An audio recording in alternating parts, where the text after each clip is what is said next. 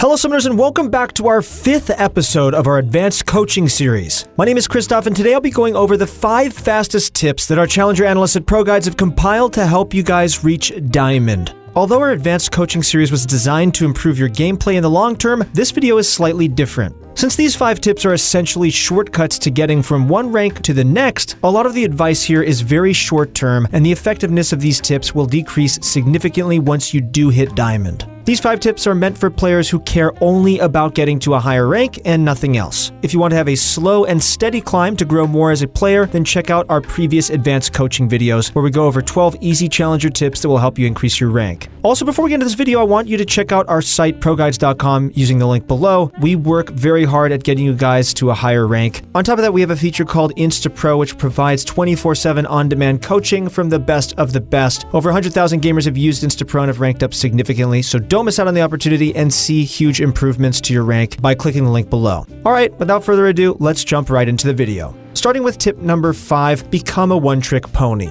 If you ask any player above Diamond 1 on how to climb faster, their first response they'll give you is to limit your champion pool to 3 or 4 characters. Practice is everything when it comes to League of Legends, and having a small champion pool is a great way to climb, but the fastest way to climb is to become a one-trick. Having complete mastery over one champion that you know how to play and understand fully will allow you to climb much faster than having 10 champions that you're somewhat decent on. For example, let's say I am a one-trick Kindred player and I have over 350 games with a 60% win rate. Now let's say the opposing jungler has 50 games on Rek'Sai and plays 8 other junglers throughout their 300 games this season. If we went head-to-head, I will be heavily favored to win due to the difference in champion mastery and knowledge. Knowing every little detail about your champion will give you the competitive edge you need to beat any opponent you face in your given elo. However, it's super important to choose the right champion to one-trick. What I mean by this is that you don't want to pick someone who's too popular or banned often. Instead, you should choose a champion who's decently strong in the meta but has a low play rate and ban rate. This means that you should avoid one-tricking champions like Yasuo, Lee Sin, and Lux, but focus more on champs like Kindred, Camille, and Rumble. If you're having troubles figuring out which champion to pick, then check out our tier list videos that were created by our Challenger analysts. There, you can choose an A-tier pick to start climbing with because they'll tend to have a lower play rate and ban rate than our S tiers.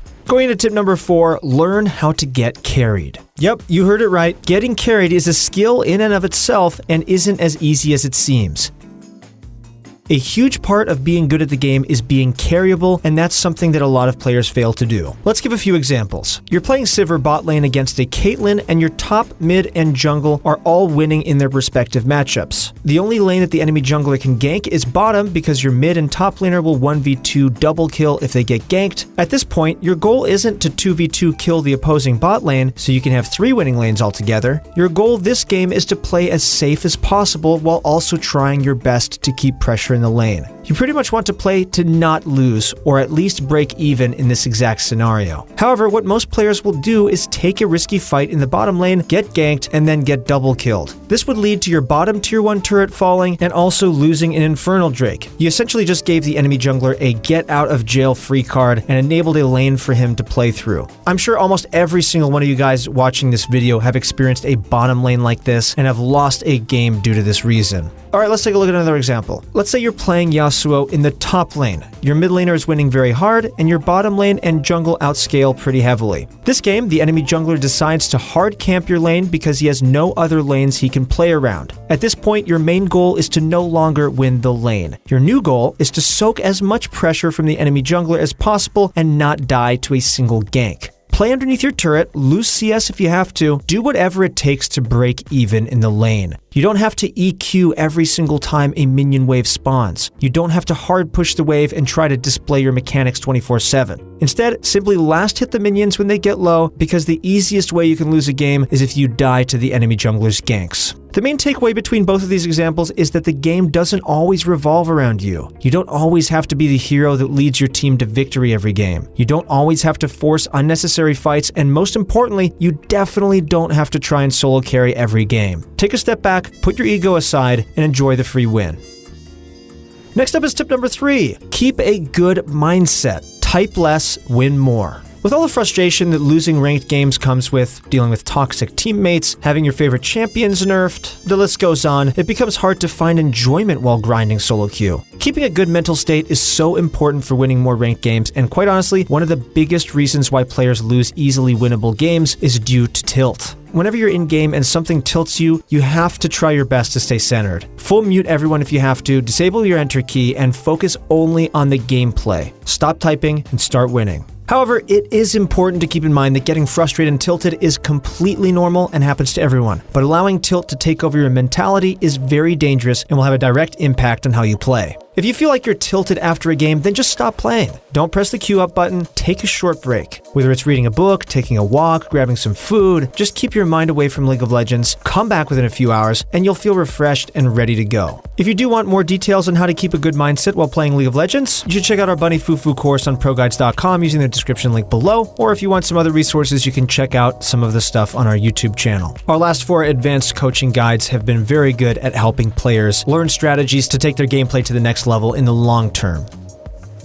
And our next tip is only play ranked games. Normal games are fun and relaxing, we get it, but if you want to seriously climb to Diamond this season, then you're going to have to grind those ranked games. Playing normal games every once in a while is okay, but having more normal games than ranked games in a season can seriously impact your play. The reason for this is because normal games are completely different than ranked games in terms of mindset and skill. This is where players test out new champions, try new roles, or just play mindlessly to have fun with their friends. Just because you beat a Lee Sin jungle as Rengar in a normal game doesn't mean that you can do the same thing in ranked. Chances are that Lee Sin is probably new to the champion or is playing for fun. On the other hand, ranked games are where the tryhards are at. This is where you can seriously improve your gameplay and get better. All 10 players are trying their hardest to win while being on champions and roles that they're good at. You need to constantly push yourself to play ranked, even if that means you're going to start losing some more games. Losing is the first step to improving, so queue up for ranked, no more normal games. And the final tip we have for you guys is learn to adapt to each game. Although this tip seems fairly obvious, you'd be surprised at the number of players who do not adapt depending on the game. They'll take the same runes, same builds, same jungle pathing, same roam timers, every single game. If you think what you're doing is correct but you're losing in gold elo, then clearly you are doing something wrong. The same thing can be applied to diamond players or even challenger players, but to a much smaller degree.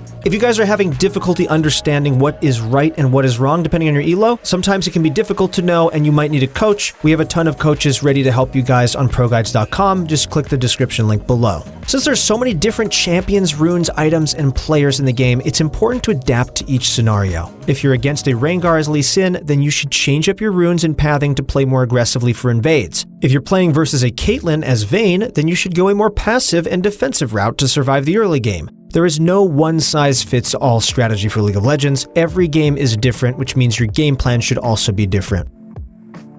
Dopa once said that the difference between a good player and a great player isn't their ability to win, but rather their impact on the game regardless of the circumstance. He also mentioned that he will fear a good player even if they're 0-5 because they'll still have more impact than an average player who is 4-0. This is mainly due to the 0-5 player being able to adapt better to each game, and this adaptability allows them to impact the map much more. Here's some ways you can learn to adapt better to each game. 1. You can stay ahead of the curve and use online resources, such as ProGuides.com, to help you optimize your item builds and runes for each matchup and keep you up to date with the best champions for each patch. Secondly, you can start learning from your losses. Start watching and analyzing your replays. Almost every death in League of Legends is a mistake that can be prevented. If you died even once in a game, then you know that there was something that you could have done better. And the third one is you can practice, practice, and practice. You need to apply the knowledge that you learn from studying websites and replays in order to become a better player. All the knowledge you pick up will be useless if you never take the time to practice and apply it. A lot of times it can be difficult to examine your replays and know exactly what you did right or wrong. Go check out our coaches on ProGuides.com and they will take care of all of that for you. And if you want to see a coach actually examine one of the replays, we just had one of our pro coaches on ProGuides upload a session onto our YouTube channel, so go check out that video too if you're interested.